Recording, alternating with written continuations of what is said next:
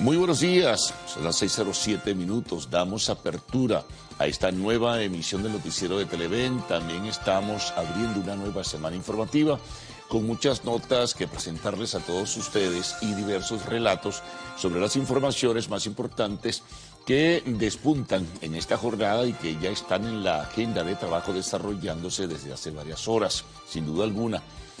Hoy es lunes 16 de octubre y ahí pues desde este momento la oportunidad que la tienen y además ustedes la manejan muy bien de participar, la oportunidad de involucrarse, de interactuar con nosotros, enviarnos informaciones siempre a través de las propuestas que ofrecemos en redes sociales, primordialmente en la red social X, antes denominada o llamada Twitter. Bueno, comencemos con los detalles de estas informaciones importantes. Vamos con lo más reciente, tiene que ver con América y una elección presidencial. Nos vamos a Ecuador. Bueno, Daniel Noboa ha obtenido el triunfo en las elecciones presidenciales ayer en el Ecuador, con una ventaja porcentual de más del 52 punto y tantos por ciento, ¿no? Obtenía el triunfo frente a Luisa González, quien era la representante pues del llamado correísmo, que obtuvo 47 y tantos por ciento.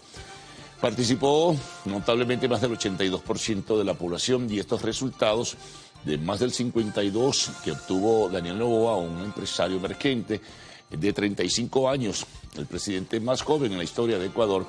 Este resultado pues le da este triunfo para que transite, atención con esto, solo año y medio y cierre el ejercicio constitucional de gobierno de Guillermo Lasso, quien había dispuesto lo que algunos denominan en forma gráfica la muerte cruzada con la convocatoria de elecciones y la desaparición de la Asamblea Nacional de ese país, es decir, el poder legislativo. Entonces, bueno, en ese sentido se realizaron estas elecciones. Noboa, para algunos en la primera vuelta no se perfilaba, pero obtuvo la ocasión y la oportunidad de involucrarse y meterse en este balotaje. Los números al principio, en cuanto a encuestas me refiero, le daban pues la ventaja a Luisa González, pero Noboa, hijo de un empresario muy importante del sector bananero en Ecuador, Álvaro Noboa, quien por cierto en el pasado fue varias veces candidato a la presidencia de la República, esta vez su hijo, sí obtuvo pues el triunfo. Entonces decía que deberá transitar el ejercicio constitucional que queda de Guillermo Lasso, debe tomar posesión en el mes de diciembre hasta que termine y posteriormente, bueno, no sabemos si tiene la ocasión de relanzarse o una vez que termine el mandato pues que le establece así la Carta Magna del Ecuador. Ecuador está en una situación difícil, sobre todo hay un problema gravísimo que se ha desatado con la inseguridad y la violencia, no solamente ya en sus cárceles, como se conoce, sino también pues en las calles, en ciudades como Guayaquil, que es una ciudad de la segunda del país, pero muy violenta, ¿no? Entonces, bueno, es un reto que tiene Noboa y tendrá que asumirlo con mucha responsabilidad y con el apoyo también de otros. Vamos a ver cuáles son las respuestas de esos factores de la política del Ecuador frente a la victoria de este empresario, ¿no? De este joven empresario en este caso. Hay que estar muy pendientes de las declaraciones que pueda ofrecer incluso el líder opositor, aun cuando no vive en su país, que es Rafael Correa, que tenía su candidata Luisa González, que no obtuvo el número de votos necesarios para poder obtener pues la presidencia de la República. Es un proceso cuya dinámica pues estaremos muy pendientes. Bueno, nos vamos al tema de la guerra, ¿no? Muchas cosas que presentarles y relatarles a todos ustedes. El balance sigue siendo trágico, terrible, tremendo.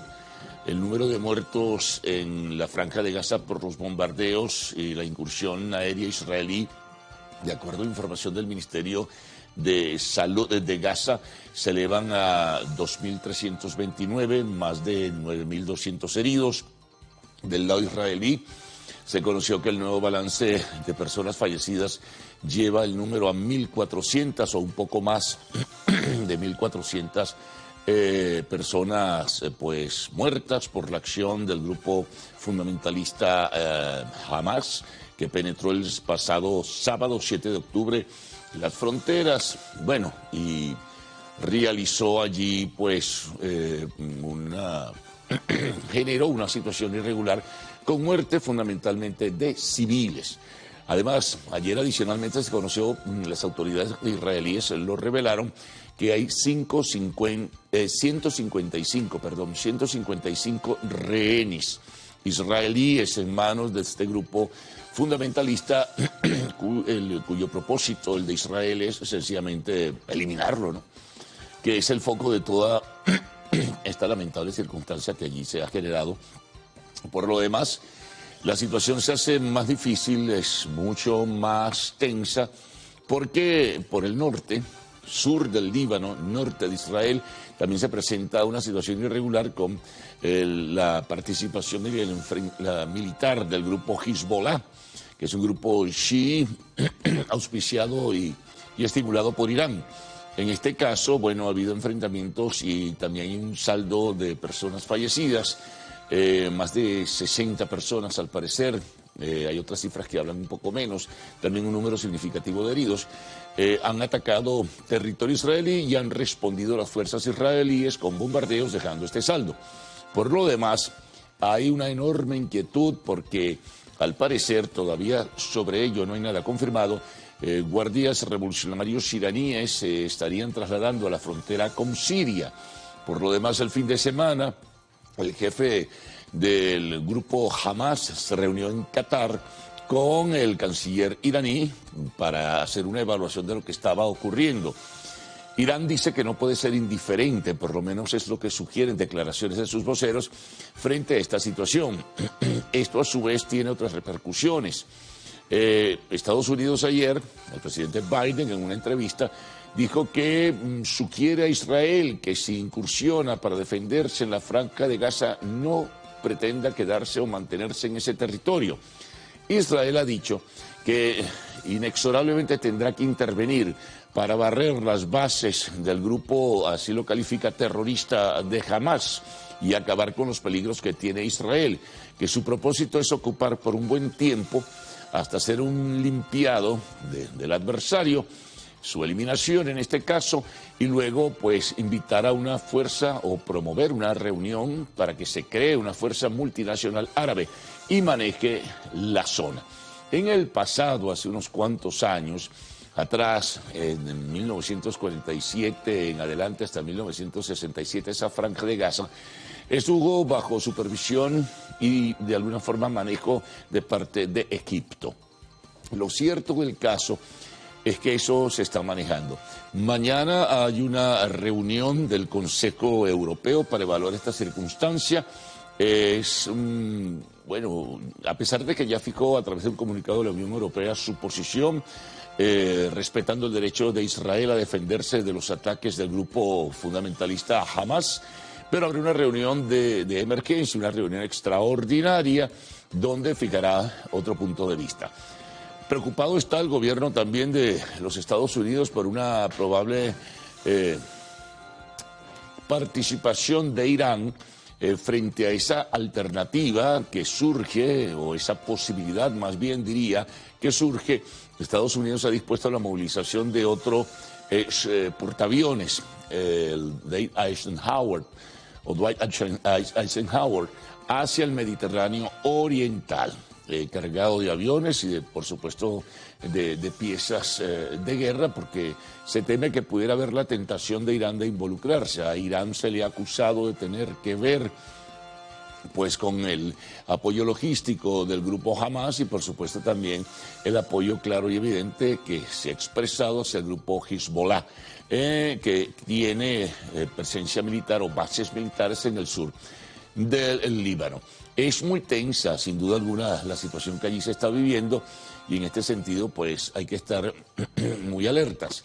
Mientras tanto, por este lado del continente también se genera una situación sumamente incómoda que pudiera incluso culminar con una ruptura de relaciones diplomáticas entre Colombia e Israel. Saben que ha sido muy activo en las redes sociales, fundamentalmente en la red social X, el presidente del vecino país, Gustavo Petro, acusando en forma recurrente a Israel por la incursión aérea y los bombardeos en la Franja de Gaza, hablando de genocidio. El gobierno israelí ha respondido a la Cancillería a través de uno de sus voceros anunciando que retira o corta suministros de seguridad a Colombia por la declaración de su presidente. Ayer, en forma retadora para algunos, pues sencillamente Petro dijo que si había que suspender las relaciones, pues estaba dispuesto a suspenderlas y ratificó criterios sobre lo que él denomina es el genocidio y las matanzas en la zona de la Franja de Gaza. También, bueno, ha habido algunos otros episodios, son muchos, que surgen alrededor de esta guerra que puede tener consecuencias mucho peores, sin duda alguna, si crece y se expande la posibilidad del enfrentamiento armado. Ojalá no sea así, se está trabajando para evitarlo, para detener el alto al fuego, pero por lo pronto parece ya pues que irreversible que Israel también penetre con sus fuerzas terrestres en la Franja de Gaza para eliminar los vestigios y las zonas donde pudieran estar milicianos armados del grupo Hamas. Bueno, vamos a retornar a Venezuela, vamos a hablar un poquito de las primarias. Estamos a una semana de la celebración de esta consulta electoral convocada por un sector de la oposición, manejada por la Comisión Nacional de Primaria. Bueno, un mensaje del presidente de la comisión ayer, Jesús María Casal, invitando a los venezolanos que quisieran hacerlo, los venezolanos que están inscritos, los venezolanos que están inscritos en el registro electoral y que tienen el propósito de involucrarse, pues que lo hagan de esta forma.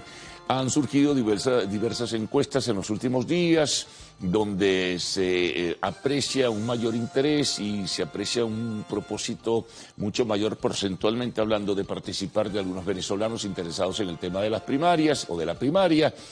Allí se escogerá el candidato presidencial de la oposición que se supone enfrentará, salvo que sea una inhabilitada o un inhabilitado, que enfrentará pues al candidato del gobierno y a otros competidores en las elecciones presidenciales de 2024. Las campañas continúan como tal.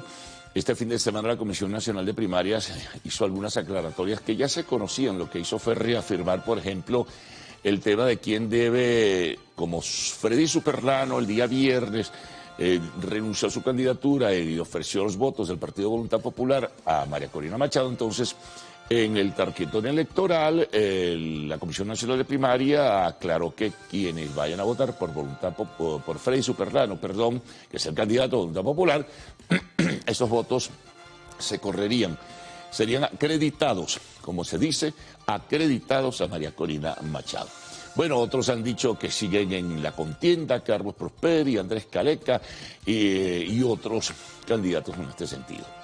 Bueno, otras informaciones, esta viene del exterior, pero involucra al venezolano. El tema de la migración otra vez con un sello trágico. Hay detalles que conocer en este sentido, pero un accidente de un autobús en Honduras que deja un saldo lamentable de 4 personas muertas. Al parecer, faltan detalles, no es oficial, pero al parecer son venezolanas. Y había otros venezolanos, el número de 15 heridos en este volcamiento de un autobús que, bueno, trasladaba a estas personas en esta ruta hacia el sueño americano, cruzar hacia Guatemala, luego hacia México y ver si hay la posibilidad de llegar a territorio de los Estados Unidos.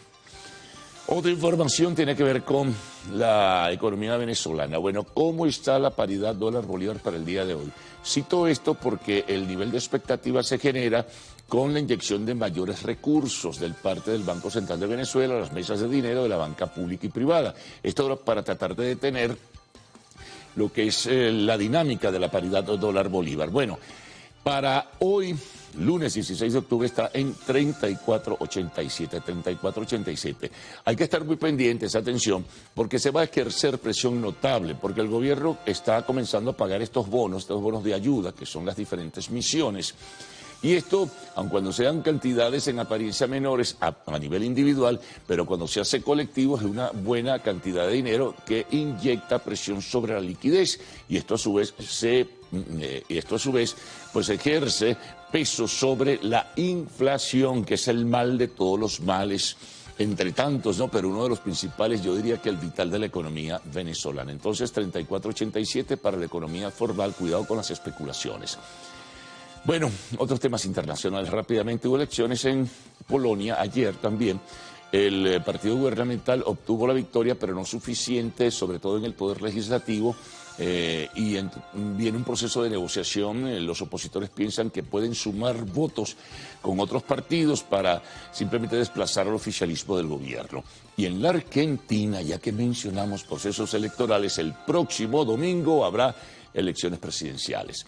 Vamos con los deportes. Bueno, comenzó la serie eliminatoria para la serie divisional de la Liga Americana.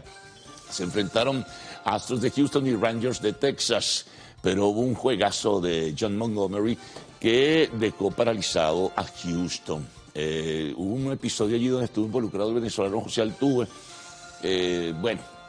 Que eso ha levantado algunos comentarios si se equivocó o no en una jugada.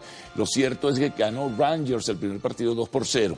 Hoy comienza la serie divisional de la Liga Nacional y se enfrentan los Cascabeles de Arizona y los Phillies de Filadelfia. Sobre béisbol, bueno, llegó a Venezuela Ronald Acuña, fiesta en Naiguatá, donde pasó, pero se fue a su pueblo, a La Sabana, y allá le recibieron como un héroe.